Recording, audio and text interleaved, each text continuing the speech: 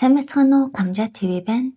2026 оны 2 сарын 9-нд орой 10 цаг 30 минутын үед нэгэн эмэгтэй хар жижиг ууттай зүйл бариад таксинд суусан. Тухайн таксины жолоочийн яриагаар бол тэр эмэгтэй машин сунгуудаа шууд л хурдан яваарай хаа гэд хоолойны өнгөнд ямар нэг юмд хөөгдөж байгаа юм шиг мэдрэмж төрүүлсэн тухай ярьдаг. Энэ эмэгтэйг маргааш нь мэдээгээр харна гэдгийг бол тухайн жолооч төсөөлөөгүй байсан. Маргааш өдрөөс нь ахуулаад жолоочийн утсанд цагдаагийн газраас бас такси компаниас нь тасралтгүй дуудлага ирж таны машин суусан эмэгтэйн талаар мэдээлэл авах хэрэгтэй байна. Хаана буусан гэд асуултуудыг тавьж эхэлсэн. За энэ ямар учиртай хэрэг вэ гэхээр хамт буудал орсон залуучуудад дотор нь эм хийсэн шар тайлагч эсвэл өөр шингэн уулгаж үхэлд хүргэсэн цуврал алуурчин 21 настай Ким Суён гэдэг эмэгтэй 2 сарын дундуур баривчлагдсан. 2005 онд төрсэн энэ эмэгтэйн нэр, нас, царай нь одоогоор бол Солонгост олон нийтэд албан ёсоор зарлагдаагүй байгаа ч гэсэн би өнөөдөр ил гаргаж ярихаар шийдлээ. Хохирогчид донд азар амьд үлдсэн хүн бас нас орсон хүмүүс байгаа болохоор цуврал алуурчин гэж Солонгос нэрлэгдээд байгаа.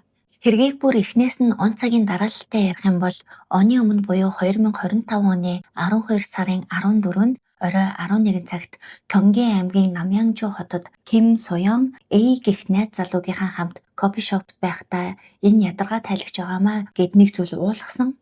Уугаад ойролцоогоор 20 минут орчмын дараа найз залуу нь тухайн кофе шоптоо ухаан алдаж унахад нь Ким Суён түргэн тусламж дуудахын оронд эрэгтэй машин руу чирч түшиж оруулсныхаа дараа залуугийн аав ээж рүү залгаж дуудаад хамтдаа эмнэлэг орцгоосон байгаа.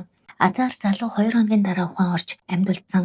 Энэ найз залууд нь ягаад ч юм с ิจ гтэй санагдчихсэн учраас эмнэлгээс гарсан өдрөө шууд би найз өхнийхөө өгсөн ядаргаа тайлагчийг уусны дараа кофе шоп тухайн алдаж унсан гэд цагдаад хандсан болохоор эмэгтэй дээр энэ хэргийн бүртгэл анх үүссэн. Гэвч Ким Суёны хэрэг ингээд зогсоогүй. Сарын дараа 2026 оны 1 сарын 28-нд орой 9 цаг 20 минутын үед Сөүлийн Камбук дүрэгт байрлах зочид буудалд эрэгтэй эмэгтэй 2 хүн орсон боловч маргааш өдөр нь өрөөгөө суллаж өгөөгүй болохоор буудлын ажилтан хаалгыг нүцэн ч хэн ч хариулаагүй.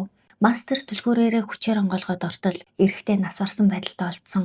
Энэ хэргийн дуудлагын дагуу ирсэн цагдаа нар эргэн тойрны камер эмчилгээг шалгах явцдаа нэг гайхсан зүйл бол өмнөх шөнө хамт буудлал руу орж ирсэн эмэгтэй сарын өмнө кофе шопт найз залуугаа хордуулсан байж магадгүй гэсэн хэргээр шалгагдж байгаа нөгөө 2005 оны охин байгаад гайхсан.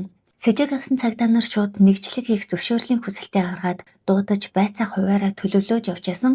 Энэ хооронд 3 дахь хэрэг 2026 оны 2 сарын 9-нд орой 8 цагийн үед мөн л нөгөө Сөүл хотын Камбук дүрэгт байрлах өөр нэгэн зочид буудал эмэгтэй 20 гаруй насны залуутай хамт орсноор эхэлсэн. Эмэгтэйг хэн гэдгийг болоодоо таньж байгаах Ким Суён байгаа. 3 дахь хохирогч залуу Ким Суёны өгсөн шар тайлагчийг уугаад маргааш өдрийн 6 цагт нас орсон байдалтай олдсон.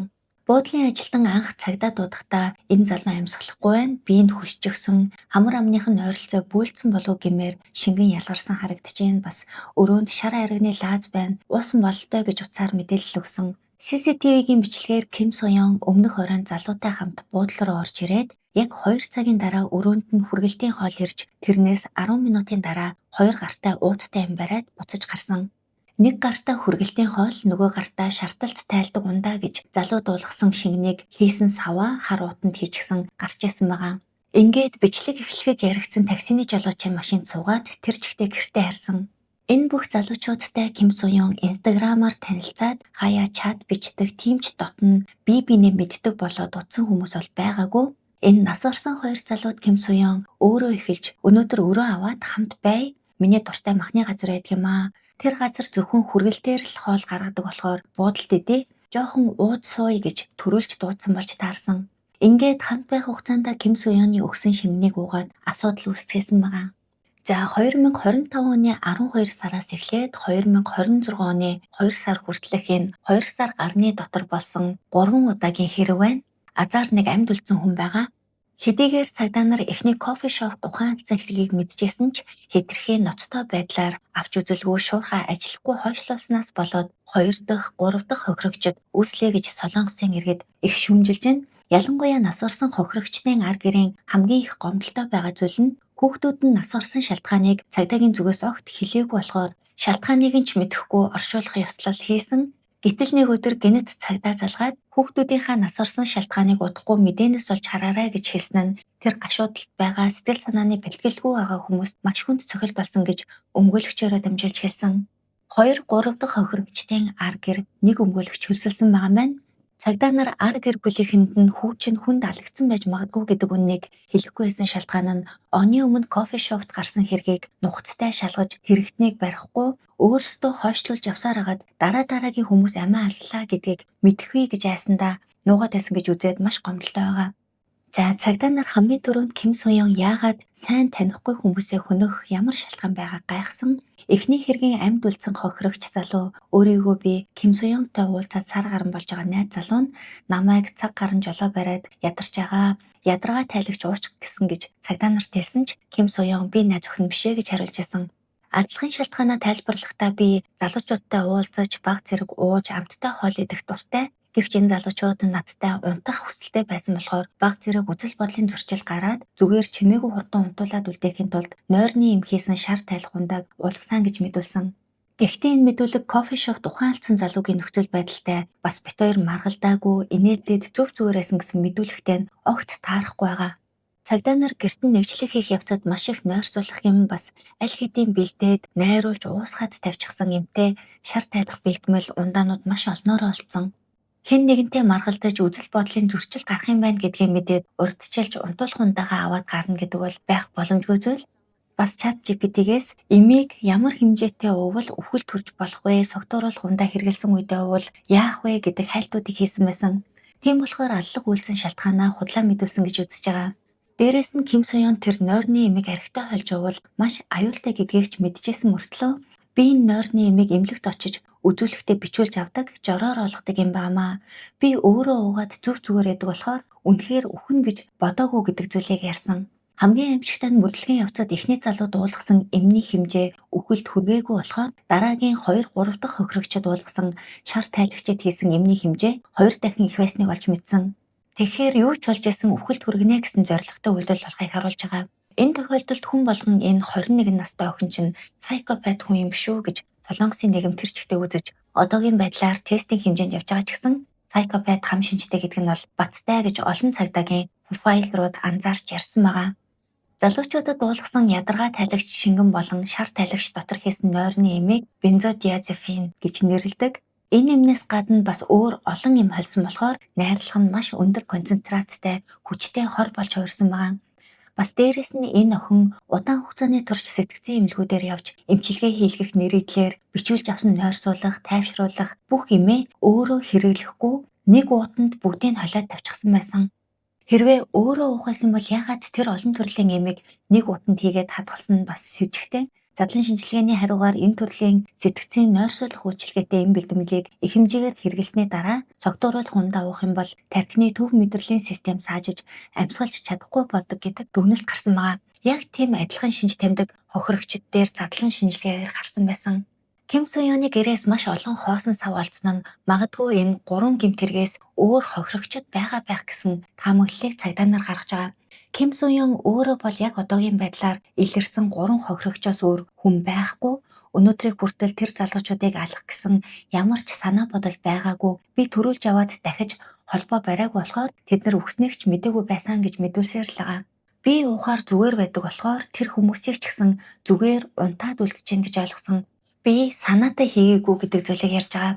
Одоогоор энэ хэргийн шүүх хурал болоогүй, мөрдлөг явагдаж дуусаагүй, санаатай санаандгүй аллах гэдгийг албан ёсоор нотлоогүй байгаа учраас аллахын хэргийн сэжигтэн гэж биш, хүнийг өхөлд хүргэсэн байж болзошгүй гэдэг хэрэгт сэжиглэж байгаа болохоор нүр царай, нэр нас нь ил болоогүй байгаа юм байна. Гэхдээ хамгийн ойлгомжтой байгаа зүйл нь энэ эмэгтэй залуучуудыг өөрөө дуудаж хордуулсан. Эхний залуу үхгээгүй амьд үлдсэн болохоор шингэн дуусгах эмийн хэмжээг 2 дахин ихсгсэн.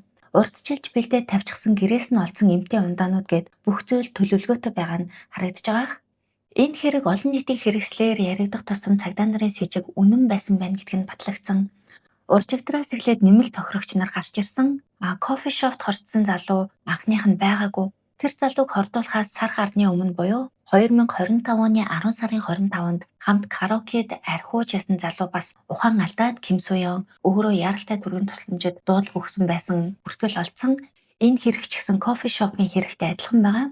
Бас тэрний өмнө инстаграмаар танилцаж 2 удаа л уулзж байсан нэг залуугийн ярьснаар уулзаад маш үнэтэй хоолны газар үнэтэй зүйлс надаар ахуулж байсан. Хамгийн гол нь энэ залуу арх утгүй байсан учраас мөнгө хүссэн болгоныг авч өгч байсан болохоор азар амьд үлдсэн байх гэж өөрийгөө бодоод байгаа.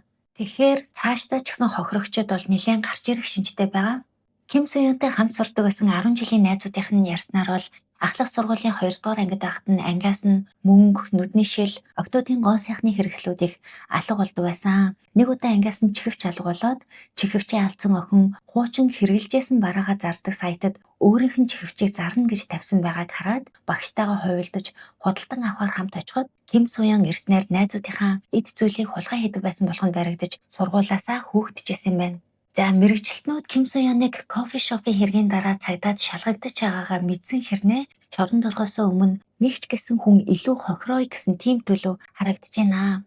Ер нь сүүлийн үед технологи сайжирч камер хаа сайгүй байдаг болохоор хэрэгтнүүд маш хурдан анхны тохиоллолоор баригддаг. Гэхдээ тэр хүмүүстэй уулзаад ярилцаад үзэхэд хэрвээ энэ хүн баригдаагүй байсан бол 100% дахиад хүн алах зурал алуурчин байх үжээ гэх сэтгэгдэл профайлруудад их төрдөм байна. Тийм мэдрэмжийг өгдөг psychopath хүмүүсийн нэг бол яа харахгүй Ким Соён мөнөөс мөн байсан гэж дуу нэгтээ ярьцгааж байгаа. За Солонгост ямар тохиолдолд с ิจ гтний эсвэл гэмт хэрэгтний нүүрийг ил гаргадаг вэ гэхээр гэмт хэрэг үйлдсэн арга нь харгас хэрцгий ноцтой хохирол учруулсан байх ёстой. С ิจ гтэн тухайн гэмт хэргийг үйлдсэн гэж үзэх хангалттай нотлох баримт байх, иргэдийн мэдэх эрхийг хангах мөн с ิจ гтний дахин гэмт хэрэг үйлдэхээс сэргийлж зөвхөн нийтийн ашиг сонирхлыг хамгаалах үүднээс л ил болох ёстой гэдэг юм байна. Харин энэ Ким Соёны царайг ил болохгүй байгаа шалтгаан нь хэрэгээ үйлдсэн арга барил нь харгас хэрцгий байх гэдэг шаардлагад хүрээгүй учраас ил гарахгүй байгаа гэж цагдаагийн зүгээс албан ёсны тайлбар хийсэн. Солонгосчууд болохоор энэ охин чинь залуучуудад хор өгч ухаан алдж байгааг нь харж таашаал авдаг, тэднэр дээр туршилт хийж ухаан алдуулж явсаар агаад эцэс сүлд нь баг багаар нойрсуулах юмнийхээ хэмжээгээ нэмж санаатаагаар үхэлд хүргэсэн байх шүү дээ. Энэ яахаараа онц хэрцгий аллаг биш гэж үзээд нүр царайг нь ил тод болохгүй байгаа юм бэ? Яаралтай олон нийтэд зарлал гэж шаардсаар байгаа. Энэ хэрэг дээр нийгмийн уур бухимдлыг төрүүлээд байгаа нэг зүйл нь нүүр царайг нь албан ёсоор зарлаагүй ч хүмүүс Ким Соёны инстаграмыг аль хэдийн мэддэг болчихсон. 2 сарын 19-нд л гэхэд 240 дагагчтай байсан инстаграм хуудас нь хэдхэн хоногийн дотор 11 мянгад хүрээд зарим хүмүүс ямар хөөрхөн охин бэ? Би байсан ч өгсөн бүх хорыг нь авч уух байсан гэх зэргээр тоглоом тохуу хийж шүтэн биширдэг залуучууд хүртэл гарч ирсэн болохоор саяхан инстаграмыг хаачихсан байна лээ. Тэгэж бодохоор бидний эргэн тойронд янз бүрийн үзэл бодолтой гаж хүмүүс ямар байдг вэ гэдэг нь харагдаж байгаа. За шүүхөрл болоогүй байгаа учраас мэдээж ямар ял авах нь тодорхойгүй байгаа ч гэсэн цуврал аллагын хэрэг мөн цуврал хордуулсан хэрэг учраас бүх насаараа хоригдох эсвэл маш удаан хугацааны турш хоригдох ял авна гэдэг нь бараг ойлгомжтой болчихсон тийм уур амьсгал яваад байгаа. За та бүхэн энэ хэргийн талаар ямар бодолтой байгаагаа сэтгэгдэл хэсэгт заавал үлдээгээрэй. Өнөөдрийн дугаар маань энэ бүрээд өндөрлж байна. Цогтаа subscribe болон хонх лайка дарахаа битгий мартаарай. Тун удахгүй иргэн уулзлаа. Түр баяртай.